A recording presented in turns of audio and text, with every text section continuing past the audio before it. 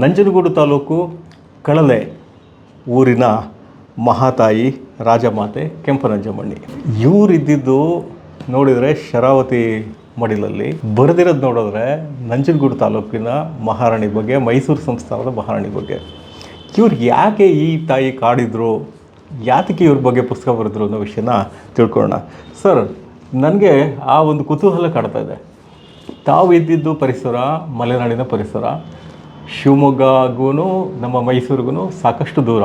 ಹಾಗೆ ನೋಡೋಕ್ಕೋದ್ರೆ ಜೋಗದ ಗುಂಡಿ ತೊಗೊಂಡ್ರೆ, ಜೋಗದ ಗುಂಡಿ ಅರ್ಧ ಭಾಗ ಬಂದು ಮೈಸೂರಿಗೆ ಸೇರಿಕೊಂಡ್ರೆ ಇನ್ನರ್ಧ ಭಾಗ ಬಂದರೆ ಬಾಂಬೆ ಪ್ರಾವಿನ್ಸ್ ಅಂತ ಗಡಿ ಗುರುತಿಸ್ಕೊಂಡಿದ್ವಿ. ಹಾಗಿರೋದ್ರಿಂದ ಈ ಮೈಸೂರು, ಈ ಮಹಾತಾಯಿ ಬಗ್ಗೆ ತಮಗೆ ಯಾತಕ್ಕೆ ಈ ಪುಸ್ತಕ ಬರೀಬೇಕು ಅಂತ ಅನ್ನಿಸ್ತು ಸರ್? ನಿನ್ನಷ್ಟು ಬೇಕೆನ್ನ ಹೃದಯಕ್ಕೆ ರಾಮ, ನಿನ್ನಷ್ಟು ನೆಮ್ಮದಿಯು ಎಲ್ಲಿಹುದು ರಾಮ. ರಾಮ ರಾಮ ರಾಮ ರಾಮ. ರಾಜಮಾತೆ ಕೆಂಪನಂಜಮ್ಮಣ್ಣಿಯವ್ರನ್ನ ನಾವು ಕೇವಲ ಮೈಸೂರಿನ ರಾಣಿ ಅಥವಾ ನಂಜನಗೂಡಿನಲ್ಲಿ ತಾಲೂಕಿನಲ್ಲಿ ಹುಟ್ಟಿದವರು, ಕಳಲೆಯವರು ಅಷ್ಟಕ್ಕೆ ಸೀಮಿತಗೊಳಿಸೋಕ್ಕೆ ಸಾಧ್ಯವೇ ಇಲ್ಲ. ನಾಲ್ವಡಿ ಕೃಷ್ಣರಾಜ ಒಡೆಯರಂತಹ ಒಬ್ಬ ಅದ್ಭುತ ಕ್ರಿಯಾಶೀಲ, ನಾಡು ಮೆಚ್ಚಿದ ಮಹಾರಾಜರನ್ನು ಕೊಟ್ಟಂಥ ತಾಯಿ. ಅದಕ್ಕಿಂತಲೂ ಮುಖ್ಯವಾಗಿ ನನಗೆ ಯಾಕೆ ಇಂಟ್ರೆಸ್ಟ್ ಬಂತು ಅಂದರೆ, ನಾನು ಮೊದಲೇ ಹೇಳಿದಾಗೆ ನಾನು ವಿದ್ಯುತ್ ಇಲಾಖೆಯಲ್ಲಿ ಕೆಲಸ ಮಾಡಿರೋನು.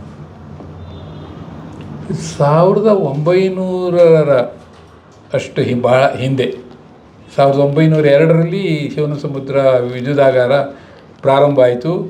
ನಮ್ಮ ದೇಶದಲ್ಲೇ ಬೃಹತ್ ಪ್ರಮಾಣದ ವಿದ್ಯುತ್ ಉತ್ಪಾದಿಸುವ ಮೊದಲ ವಿದ್ಯುದಾಗಾರ. ಯಾಕೆಂದರೆ ಅದಕ್ಕಿಂತ ಮೊದಲು ಡಾರ್ಜಿಲಿಂಗ್ನಲ್ಲಿ ಒಂದು ಸಣ್ಣ ವಿದ್ಯುದಾಗಾರ ಇದ್ದಿದ್ದು ಬಿಟ್ಟರೆ ಇನ್ಯಾವುದೂ ಇರಲಿಲ್ಲ.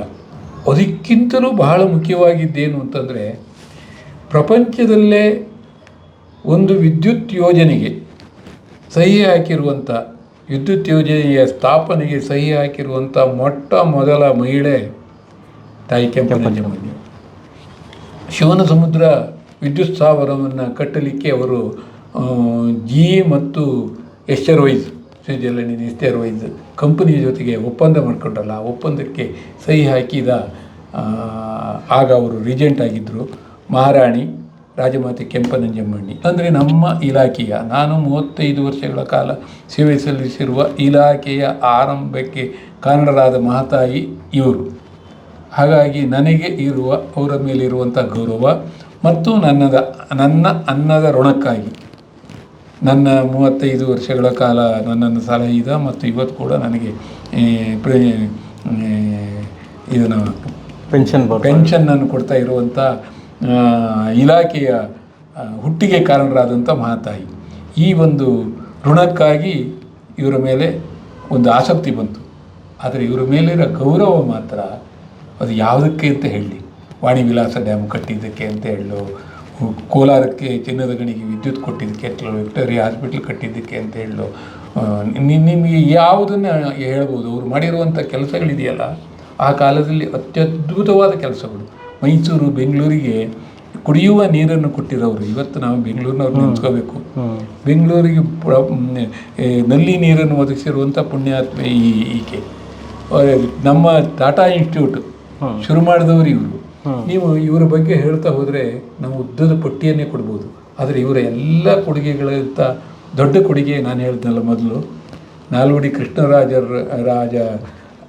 ಒಡೆಯರಂತಹ ರಾಜರ್ಷಿಯನ್ನು ಈ ನಾಡಿಗೆ ಕೊಟ್ಟು ಈ ನಾಡು ಇವತ್ತು ಸಮೃದ್ಧವಾಗಿ ಇದೆ ಅಂತಾದರೆ ಅದಕ್ಕೆ ಕಾರಣೀಕರ್ತರಾದಂಥ ಪುತ್ರನನ್ನು ಹೆತ್ತು ಕೊಟ್ಟಂಥ ಮಹಾಮಾತೆ ಇವರು. ಹಾಗಾಗಿ ನನಗೆ ಇವರು ಬಹಳ ಗೌರವಾನ್ವಿತ ವ್ಯಕ್ತಿ ಮತ್ತು ನಮಗೆಲ್ಲರಿಗೂ ಪ್ರಾತಸ್ಮರಣೀಯರು ಅಂತ ನನ್ನ ಭಾವನೆ. ನಿಮಗೆ ಒಂದು ಆಶ್ಚರ್ಯ ಆಗ್ಬೋದು, ಬೆಂಗಳೂರಿಗೆ ವಿದ್ಯುತ್ ಬರೋದಕ್ಕೆ ಇವರೇ ಕಾರಣ. ಅದು ನಾಲ್ವಡಿಯವರು ಇದ್ದಾಗ ಬಂತು ಆಮೇಲೆ, ಆದರೆ ಅದಕ್ಕೆ ಬೇಕಾಗಿರೋ ಪೂರ್ವ ತಯಾರಿಗಳೆಲ್ಲ ಇವರ ಕಾಲದಲ್ಲೇ ಆಗಿತ್ತು. ಹಾಗಾಗಿ ಬೆಂಗಳೂರನ್ನೇ ಏಷ್ಯಾದಲ್ಲಿ ವಿದ್ಯುತ್ ಬೀದಿ ದೀಪವನ್ನು ಪಡೆದ ಮೊದಲ ನಗರ ಅಂತ ಕೂಡ ಹೇಳ್ತಾರೆ. ಅದಕ್ಕೆ ಕಾರಣೀಕರ್ತರು ಇವರೇ.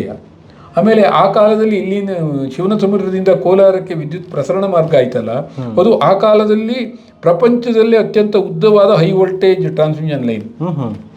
ಒಬ್ಬ ಮಹಿಳೆ ಕೇವಲ ಪ್ರಾಥಮಿಕ ವಿದ್ಯಾಭ್ಯಾಸವನ್ನು ಪಡೆದವರು. ಹೌದು. ಕನ್ನಡ, ಸಂಸ್ಕೃತ ಮತ್ತು ಅಲ್ಪ ಪ್ರಮಾಣದ ಇಂಗ್ಲೀಷ್ ವಿದ್ಯಾಭ್ಯಾಸವನ್ನು ಪಡೆದಿರುವಂಥ ಮಹಿಳೆ ಕೇವಲ 7.5 ವರ್ಷಗಳ ಕಾಲ ರೀಜೆಂಟ್ ಆಗಿ, ರಾಜಪ್ರತಿನಿಧಿಯಾಗಿ ಏನೆಲ್ಲ ಮಾಡಿದರು ಅನ್ನೋದನ್ನು ನೆನೆದುಕೊಂಡ್ರೆ, ಸ್ವಾತಂತ್ರ್ಯಾನಂತರದ 75 ವರ್ಷಗಳು ಮುಗಿತಲ್ಲ, ಇದು ಎಲ್ಲ ಪ್ರಗತಿಗೂ ಬೇರು ಇಲ್ಲಿದೆ. ಮಾದರಿ ಮೈಸೂರಿನ ತಾಯಿ ಬೇರು ಅಂತ ಇದಕ್ಕೆ ಏನು ಶೀರ್ಷಿಕೆಯನ್ನು, ಟ್ಯಾಗ್ಲೈನನ್ನು ಕೊಟ್ಟುವ, ಇದು ಉತ್ಪ್ರೇಕ್ಷೆಗಾಗಿ ಕೊಟ್ಟಿದ್ದಲ್ಲ. ನೀವು ಇವತ್ತಿನ ಎಲ್ಲ ಬೆಳವಣಿಗೆಯ ಹಿಂದೆ ಈ ತಾಯಿಯ ಪಾತ್ರ ಇದೆ. ಈ ನೋಡಿ, ಬಾಲ್ಯ ವಿವಾಹ ಪದ್ಧತಿಯನ್ನು ಪೂರ್ಣ ರದ್ದು ಮಾಡೋಕ್ಕಾಗಲಿಲ್ಲ ಆ ಕಾಲದ ಸಾಂಸ್ಕೃತಿಕ ಮತ್ತು ಸಾಮಾಜಿಕ ಕಾರಣಗಳಿಂದಾಗಿ. ಆದರೆ 8 ವರ್ಷಕ್ಕೆ ಇದ್ದಂಥ ವಿವಾಹದ ವಯಸ್ಸನ್ನು 12 ವರ್ಷಕ್ಕೆ ಏರಿಸಿದ್ರು. ಅದು ಒಂದೇ ಕಾರಣಕ್ಕಾಗಿ ವರ್ಷಕ್ಕೆ 1% ಅಷ್ಟು ಸುಮಾರು ವಿಧವೆಯರಾಗುತ್ತಿತ್ತು. ಆಡುವ ಅಂಗಳದಲ್ಲಿ ಆಡುವ ಬಾಲಕಿಯರು ವಿಧವೆಯರಾಗಿ ಈ ತಲೆ ಬೋಳಿಸಿಕೊಳ್ಬೇಕಾದಂಥ ಪರಿಸ್ಥಿತಿ ಇದ್ದ ಕಾಲದಲ್ಲಿ ಅದು ಸಣ್ಣ ಕೆಲಸ ಅಲ್ಲ.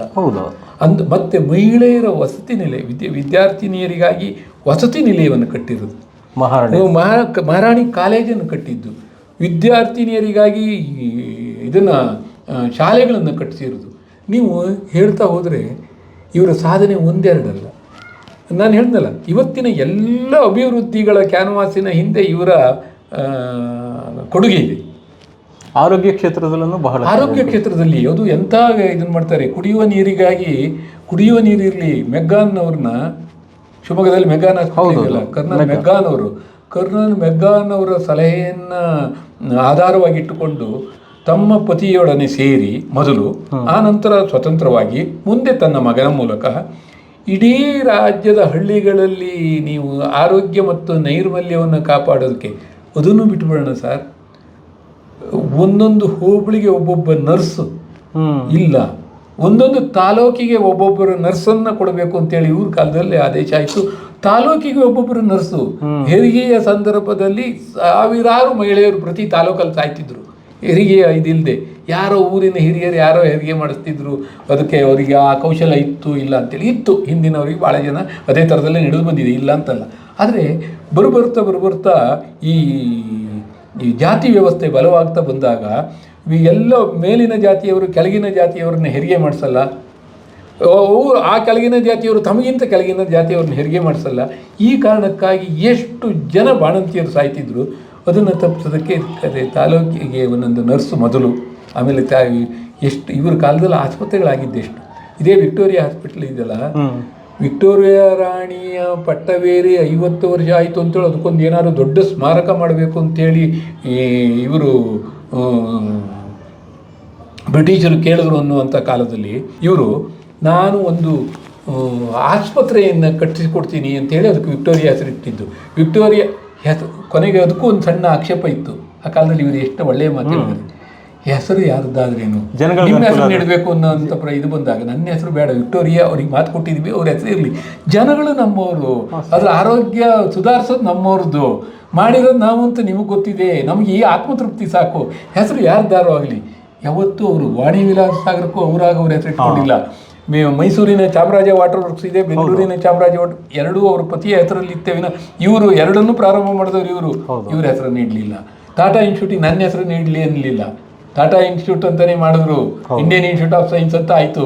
ಜಾಗ ಕೊಟ್ಟು ದುಡ್ಡು ಕೊಟ್ಟು ಕಟ್ಟಡದ ಮೇಂಟೆನೆನ್ಸಿಗೆ ದುಡ್ಡು ಕೊಟ್ಟವರು, ಕೊಡಬೇಕು ಅಂತ ಕೊನೆಗೆ ಇವರು ಮೊದಲು ಜಾಗ ಕೊಟ್ಟರು. ಆಮೇಲೆ ಅದರ ಇದಾಗಿದ್ದು ನಾಲ್ವಡಿ ಕೃಷ್ಣರಾಜ ಒಡೆಯರ ಜಾಗದಲ್ಲಿ ಮಗನಿಗೆ ಎಲ್ಲ ಪ್ರೋತ್ಸಾಹವನ್ನು ಕೊಟ್ಟವರು ಈ ತಾಯಿ. ಹಾಗಾಗಿ ಇಂತಹ ರಾಜಮಾತೆಯರು, ಇಂತಹ ರಾಜಪ್ರತಿನಿಧಿಗಳನ್ನು ಪಡೆದಿದ್ದಕ್ಕಾಗಿ ಇವತ್ತು ನಮ್ಮ ನೆಲ, ಈ ಕನ್ನಡತನ ಇಷ್ಟು ಗಟ್ಟಿಯಾಗಿರೋದು. ನಿಮ್ಗೆ ಆಶ್ಚರ್ಯ ಅನಿಸ್ಬೋದು, ನಮ್ಮ ಶಬ್ದಮಣಿ ದರ್ಪಣವನ್ನು ಪ್ರಿಂಟ್ ಮಾಡಿದ್ದು ಇವ್ರ ಕಾಲದಲ್ಲಿ. ನಮ್ಮ ಕನ್ನಡದ ಬಹಳಷ್ಟು ಕಾವ್ಯಗಳು ಇವ್ರ ಕಾಲದಲ್ಲಿ ಓರಿಯೆಂಟಲ್ ಇನ್ಸ್ಟಿಟ್ಯೂಟ್ ಮೂಲಕ ಆಯಿತು. ಕೌಟಿಲ್ಯನ ಅರ್ಥಶಾಸ್ತ್ರ ಇವರ ಕಾಲದಲ್ಲಿ ನೀವು ಹೇಳ್ತಾ ಹೋದರೆ. ಹಾಗಾದರೆ ಇವರು ಮುಟ್ಟದೇ ಇರೋ ವಿಷಯಗಳೇ ಇಲ್ಲ. ಖಂಡಿತವಾಗಿಯೂ ಆ ಕಾಲದಲ್ಲಿ ಬರೀ 7 ವರ್ಷದಲ್ಲಿ ನೀವು ನಮಗೆ ತುಂಬ ಆಶ್ಚರ್ಯ ಅನ್ಸೋದು ಏನು ಗೊತ್ತಾ, ಅವರು ಯಾರೇ ವಿದೇಶಿಯರ ಹತ್ರ ಮಾತಾಡ್ಬೇಕಾದ್ರೆ ಪರದೆ ಇರಬೇಕಾಗಿತ್ತು. ಘೋಷಾ ಪದ್ಧತಿ ಇದ್ದ ಕಾಲ ಅದು.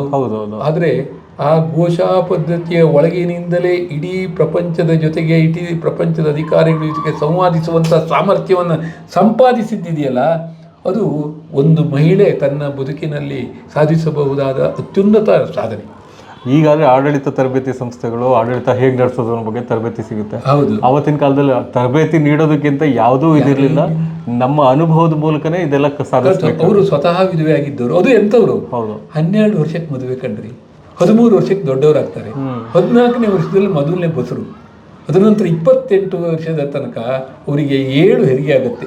2 ಜನ ಮಕ್ಕಳು ತೀರೋಗ್ತಾರೆ, 5 ಜನ ಮಕ್ಕಳು ಬದುಕ್ತಾರೆ. 5 ಜನ ಮಕ್ಕಳು ಬದುಕಿ 28 ವರ್ಷಕ್ಕೆ ವಿಧವೆ ಆಗ್ತಾರೆ. ವಿಧವೆ ಆದ ನಂತರ ಎಷ್ಟೆಲ್ಲ ಕೆಲಸ ಮಾಡಿದ್ರು. ಜೊತೆಗೆ ಇವರು ಬಹಳ ದೊಡ್ಡ ಕೊಡುಗೆ ಇನ್ನೊಂದು ಯಾವುದು ಗೊತ್ತಾ, ವಿಧವೆಯರಿಗೆ ಪುನರ್ವಸತಿ ಕೊಟ್ಟಿದ್ದು. ಮೈಸೂರು ಬಗ್ಗೆ ಇವರು ತಾತಯ್ಯನವರು ಇದ್ದಾರಲ್ಲ, ಮೊದಲು ಮೈಸೂರು ತಾತಯ್ಯನವರು ವಿಧವಾ ಪುನರ್ವಸತಿಗೆ, ವಿಧವಾ ಕೌಶಲ ಕೊಡೋದಕ್ಕೆ ಎಲ್ಲಕ್ಕೂ ಕಾರಣರಾದರಲ್ಲ, ಅವರಿಗೆ ಪೂರ್ಣ ಪ್ರೋತ್ಸಾಹ ಮತ್ತು ಸಲಹೆ ಇವ್ರದ್ದು ಇತ್ತು. ನೀವು ಕೆಂಪನಂಜಮ್ಮಣ್ಣಿ ಅವರ ಒಟ್ಟು ಸಾಧನೆಗಳನ್ನು ನೋಡಿದಾಗ ಒಬ್ಬ ಮಹಿಳೆ 7.5 ವರ್ಷದಲ್ಲಿ ಅದು ವಿಧವೆಯಾಗಿ, ಅದು ಅರಮನೆಯ ಒಳಗೆ ಕುಳಿತು ಇದನ್ನೆಲ್ಲ ಮಾಡಿದ್ದು ಹೌದಾ ಅನ್ನುವಂಥ ದೊಡ್ಡ ಪ್ರಶ್ನೆ ಎತ್ತಿದ್ರೆ ನಿಮಗೆ ಹೌದು ಅನ್ನೋದಕ್ಕೆ ಅನುಮಾನ ಆಗುತ್ತೆ. ಇವರು ಮಾಡಿರೋದು ಅಷ್ಟು ಸಾಧನೆಗಳನ್ನು ಮಾಡಿದ್ರು. ಸೊ ಈಗ ತಾವು ಈ ಪುಸ್ತಕ ಬಿಡುಗಡೆ ಮಾಡೋದಕ್ಕೆ ಮೈಸೂರು ಬರ್ತೀರಾ? ಬಂದಿದ್ದೆ. ಮೈಸೂರಿಗೆ ಬಂದಾಗ ಒಂದು 300-400 ಜನ ಹಿರಿಯೂರಿನಿಂದ ಬಂದಿತ್ತು. ಹೌದು. ಏನದು ಸ್ಟೋರಿ ಅದು? ನೋಡಿ, ಹಿರಿಯೂರಿನ ವಾಣಿ ವಿಲಾಸ ಸಾಗರ ಇವತ್ತು ಕೂಡ ವಾಣಿ ವಿಲಾಸ ಸಾಗರ ಇದೆಯಲ್ಲ ಹಿರಿಯೂರಿನ, ಅದು ನಮ್ಮ ರಾಜ್ಯದ ಆಯಕಟ್ಟಿನ ಜಾಗದಲ್ಲಿ ಇರುವಂತಹ ಒಂದು ಜಲಾಶಯ. ವೇದವತಿ ನದಿಗೆ ಆ ಕಾಲದಲ್ಲಿ ಅವರು ಕಟ್ಟಿದ್ರು ಅನ್ನೋದು ಒಂದು. ಆದರೆ ಅದು ಇವತ್ತು ಕೂಡ ನಿಮಗೆ ಆಶ್ಚರ್ಯ ಅನಿಸ್ಬೋದು. ನೀವು ಕಂದಾಯ ಇಲಾಖೆಯಲ್ಲಿ ಇದ್ದು ತುಂಗಾ ಮತ್ತು ಭದ್ರಾ ನೀರಿನ ಅಪ್ಪರ್ ಇದನ್ನು ಲಿಫ್ಟ್ ಇರಿಗೇಷನ್ ಮಾಡಿ ಅದರ ನೀರನ್ನು ಇಲ್ಲೆಲ್ಲ ತರ್ತೀವಿ ಅಂತೆಲ್ಲ ಘೋಷಣೆ ಮಾಡಿದ್ರಲ್ಲ, ಇದು ಮಧ್ಯ ಅಲ್ಲಿಂದ ನೇರವಾಗಿ ಇಲ್ಲಿ ತನಕ ಪಂಪ್ ಮಾಡೋಕ್ಕಾಗಲ್ಲ. ನಡುವೆ ವಾಣಿ ವಿಲಾಸ ಸಾಗರಕ್ಕೆ ಪಂಪ್ ಮಾಡಿ ಇತ್ತೀಗೆ 2 ವರ್ಷದಿಂದ ತುಂಬ್ತಾ ಇದೆ. ಅದು ಯಾಕೆಂದರೆ ಈ ಕಾರಣಕ್ಕಾಗಿ. ಇದು ಅಂಥ ಒಂದು ಆಯಕಟ್ಟಿನ ಜಾಗದಲ್ಲಿರುವಂಥದ್ದು. ಆ ರೈತರಿಗೆ ನಿಜವಾಗಿಯೂ ಈ ಡ್ಯಾಮಿನ ನೇರವಾಗಿ ನೀರು ಸಿಕ್ಕವರು ಒಂದಿಷ್ಟು ಜನ. ಆದರೆ ಈ ಡ್ಯಾಮಿನ ಕಾರಣದಿಂದಾಗಿ ಅಂತರ್ಜಲ ಹೆಚ್ಚಿಸಿಕೊಂಡು ಹಿರಿಯೂರು ಬರಡು. ಆ ಕಾಲದಲ್ಲಿ 1 ವರ್ಷ ಬರ ಬಂತು ಅಂತಾದರೆ ಇಡೀ ಚಿತ್ರದುರ್ಗವನ್ನು ಸಾಕೋದೇ ಕಷ್ಟ ಆಗ್ತಿತ್ತು. ಚಿತ್ರದುರ್ಗ, ತುಮಕೂರು, ಕೋಲಾರ ಈ ಜಿಲ್ಲೆಗಳನ್ನು ಸಾಕೋದಕ್ಕೆ ನಮ್ಮ ಒಡೆಯರು ವಂಶ ಪಟ್ಟಿರೋ ಕಷ್ಟ ಇದೆಯಲ್ಲ, ಆ ಕಾಲದಲ್ಲಿ 2 ವರ್ಷ 3 ವರ್ಷಕ್ಕೆ ಬರೋದು ಬಹಳ ದೊಡ್ಡ ಸಂಕಷ್ಟ ಅದು. ಆದರೆ ಅಂಥದ್ದೊಂದು ಜಾಗದಲ್ಲಿ, ಆ ಜಾಗ ಕೂಡ ಬಹಳಷ್ಟು ಸೈಟ್ಗಳನ್ನು ಹುಡುಕ್ತಾರೆ, ಡ್ಯಾಮ್ ಮಾಡೋಕ್ಕಾಗಲ್ಲ, ಈ ನೀರು ಹಿಂಗೆ ಹೋಗ್ಬಿಡುತ್ತೆ, ಇದಾಗುತ್ತೆ ಅಂತೇಳಿ. ಕೊನೆಗೆ ಆ ಜಾಗವನ್ನು ಉಳಿಸಿ ಈ ಡಗ್ಲಾಸ್ ರೈಸು, BL ರೈಸ್ ಅವ್ರ ಮಗ ಅಂಥವ್ರು, CT ದಲಾಲು ಅವ್ರನ್ನೆಲ್ಲ ಇಟ್ಕೊಂಡು ಈ ಡ್ಯಾಮನ್ನು ಕಟ್ಟಿಸಿದ್ರು. ಆ ರೈತರಿಗೆ ನೋಡಿ, ಈಗ ನಮ್ಮ ಉಪಕಾರ ನಮ್ಮ ತಲೆಮಾರು ನಮಗೆ ಗೊತ್ತಿರುತ್ತೆ. ಈಗ ಬೆಂಗಳೂರಿಗೆ ಮೆಟ್ರೋ ಬಂತು ಅಂದ್ರೆ ಈ ತಲೆಮಾರಿನವ್ರು, ಇನ್ನು 100 ವರ್ಷ ಹೋದ ಮೇಲೆ ಮೆಟ್ರೋ ಮಾಡಿದ ದೊಡ್ಡ ವಿಷಯ ಅಲ್ಲ ಅಂತ ಅನ್ಸುತ್ತೆ ಅವತ್ತಿನ ಕಾಲದಲ್ಲಿ. ಆದರೆ ಆ ರೈತರಿಗೆ ನೋಡಿ, 3 ತಲೆಮಾರು ಕಳೆದು 4ನೇ ತಲೆಮಾರಿನ ರೈತರು ಕೂಡ ಕೇವಲ ಒಂದು ಪುಸ್ತಕ ಬಿಡುಗಡೆ ಆಗುತ್ತೆ ಮಾರಾಣಿಯವರ ಹೆಸರಲ್ಲಿ ವಾಣಿ ವಿಲಾಸ ಅಂತ ಸಾಗರದಲ್ಲಿ, ಅಲ್ಲಿಂದ ಬಸ್ಸು ಮಾಡಿಕೊಂಡು ಇಲ್ಲಿ ಅಷ್ಟು ಜನ ರೈತರು ಬಂದರು. ಜೊತೆಗೆ ನನ್ನ ಹತ್ರ ಹೇಳ್ತಿದ್ರು, ನಾನೇನು ಸಂಬಂಧಪಟ್ಟವನಲ್ಲ, ಅರಸು ವಂಶ ಇದೆ ಅವರಿಗೆ ಉಪಕರಿಸಿರೋದು, ಇದಕ್ಕೆ ಸರ್ ಈ ಪುಸ್ತಕ ನಾವು ನಮ್ಮ ಹಳ್ಳಿಗಳಲ್ಲೆಲ್ಲ ಹಂಚ್ತೀವಿ ಅಂತಂದರು. ಯಾತಕ್ಕಾಗಿ ಅಂತಂದರೆ ಈ ರಾಣಿ ಮೇಲಿನ ಪ್ರೀತಿಗಾಗಿ. ನನಗೆ ಗೊತ್ತಿದೆ, ನನ್ನ ಪುಸ್ತಕದ ವಿಶೇಷತೆಗಾಗಲ್ಲ. ಆದರೆ ಒಂದು ಜೀವವನ್ನು ಆ ಮಟ್ಟಿಗೆ 4-6 ತಲೆಮಾರುಗಳ ನಂತರಲ್ಲೂ ಗೌರವಿಸ್ತಾರೆ ಅಂತ ಆದರೆ ಈ ತಾಯಿಯ ಕೊಡುಗೆ ಆ ಕಾಲಕ್ಕೆ ಎಷ್ಟು ಮಹತ್ವಪೂರ್ಣವಾಗಿತ್ತು ಅಂತ ಯೋಚನೆ ಮಾಡಿದರೆ ನಮಗೆ ಆಶ್ಚರ್ಯ ಅನಿಸುತ್ತೆ. ನಿಜವಾಗಿ ಖಂಡಿತವಾಗಿಲ್ಲ. ನೀವು ಶಿವಮೊಗ್ಗಕ್ಕೆ ರೈಲು ಕೊಟ್ಟಿದ್ದೀವರು, ಮಲೆನಾಡಿಗೆ ಎಷ್ಟು ಬ್ರಿಡ್ಜ್ಗಳನ್ನು ಮಾಡಿಸಿದ್ರು. ತಾಳಗುಪ್ಪಾಟು ಮೈಸೂರು ತಾಳಗುಪ್ಪ ಅಲ್ಲ, ಮೊದಲು ಶಿವಮೊಗ್ಗದ ಈ ಕಡೆ ಸೈಡ್ ತುಂಗಾ ಸೇತುವೆ ಆಗಿರಲಿಲ್ಲ. 1899ರಲ್ಲಿ ಶಿವಮೊಗ್ಗಕ್ಕೆ ಬೀರೂರಿನಿಂದ ಕನೆಕ್ಷನ್ ಕೊಡ್ತಾರೆ. ಅದನ್ನು ಇವರು ಉದ್ದೇಶಪೂರ್ವಕವಾಗಿ ಮಲೆನಾಡಿಗೆ ಕನೆಕ್ಷನ್ ಕೊಡಬೇಕು ಅನ್ನೋ ಕಾರಣಕ್ಕೆ ತಮ್ಮ ಪತಿ ಹೇಳ್ತಿದ್ರು ಅಂತೇಳಿ. 10ನೇ ಚಾಮರಾಜೇಂದ್ರ ಒಡೆಯರವರ ಕನಸುಗಳು ಏನೇನಿತ್ತು ಅದರ ಬಹುತೇಕ ಕನಸುಗಳನ್ನು ಇವರು ಇದನ್ನು ನನಸು ಮಾಡಿದ್ರು. ಅಕಸ್ಮಾತ್ ಉಳಿದಿದ್ದರೆ ಅದನ್ನು ನಾಲ್ವಡಿಯವರ ಮೂಲಕ ಮಾಡಿಸಿದ್ರು. ನೋಡಿ, ಒಂದು ಗರತಿ ತನ್ನ ಪತಿಯ ಕನಸುಗಳನ್ನು ಈಡೇರಿಸಿದ್ದಲ್ಲದೆ ಉಳಿದ ಕನಸುಗಳನ್ನು ತನ್ನ ಮಗನ ತಲೆಗೆ ತುಂಬಿ ಅವನ ಮೂಲಕ ಅನುಷ್ಠಾನಗೊಳಿಸಿ ನಾಡನ್ನು ಸಮೃದ್ಧಿಗೊಳಿಸಿ 3-4 ತಲೆಮಾರು ಕಳೆದು ಹೋದರೂ ಅವರನ್ನು ನೆನಪಿಟ್ಕೊಳ್ಳೋ ಹಾಗೆ ಮಾಡುವುದು ಒಂದು ಅದ್ಭುತವಾದ ವ್ಯಕ್ತಿತ್ವ. ಅದನ್ನು ಮಾಡಿರೋರು ಈ ಮಹಾತಾಯಿ. ನಿಜವಾಗ್ಲೂ, ಯಾಕಂದ್ರೆ ನೋಡಿ ವೀಕ್ಷಕರೇ, ನಾವುಗಳು ಎಷ್ಟೋ ಪುಸ್ತಕ ಬಿಡುಗಡೆಗೆ ಹೋದಾಗ ಜನಗಳೇ ಬರೋಲ್ಲ ಪುಸ್ತಕ ಬಿಡುಗಡೆಗೆ ಅಂತ ಅಂದ್ಕೋತೀವಿ. ಆದರೆ ಒಂದು ವ್ಯಕ್ತಿ ಆ ಬರೆದಿರುವಂಥ ಮಹನೀಯರು ಅವರು ಮಾಡಿರೋ ಉಪಕಾರನ ಸ್ಮರಣೆ ಮಾಡಿಕೊಂಡು ಚಿತ್ರದುರ್ಗ ಜಿಲ್ಲೆ ಹಿರಿಯೂರಲ್ಲಿ ಪುಸ್ತಕ ಬಿಡುಗಡೆ ಆಗ್ತದೆ. ಮೈಸೂರಲ್ಲಿ ಸುಮಾರು 200-250 ಕಿಲೋಮೀಟ್ರ್ ದೂರದಿಂದ ತಮ್ಮದೇ ಖರ್ಚು ಹಾಕ್ಕೊಂಡು ಯಾರ್ದು ದುಡ್ಡು ಇಸ್ಕೊಳ್ಳೋದೇನೆ ಊಟ ತಿಂಡಿ ಎಲ್ಲ ಅವರೇ ಮಾಡಿಕೊಂಡು ಬಂದು ಪುಸ್ತಕ ಬಿಡುಗಡೆಗೆ ಕೃತಜ್ಞತಾಪೂರ್ವಕವಾಗಿ ಭಾಗವಹಿಸ್ತಾರೆ ಅಂತಂದರೆ ಆ ಒಂದು ಅಕ್ಷರಗಳು ಜೊತೆಗೆ ಆ ಮಹಾತಾಯಿಯ ಕೊಡುಗೆ ಚಿರಸ್ಥಾಯಿಯಾಗಿ ನಿಂತಿರೋದ್ರ ಬಗ್ಗೆ ಸಾಕ್ಷಿ ಇಲ್ಲಿದೆ. ಈ ಪುಸ್ತಕ ಬರೆದಿದ್ದಕ್ಕೂ ಸಹಿತ ತಮಗೆ ಅನಂತ ವಂದನೆಗಳು ಸರ್.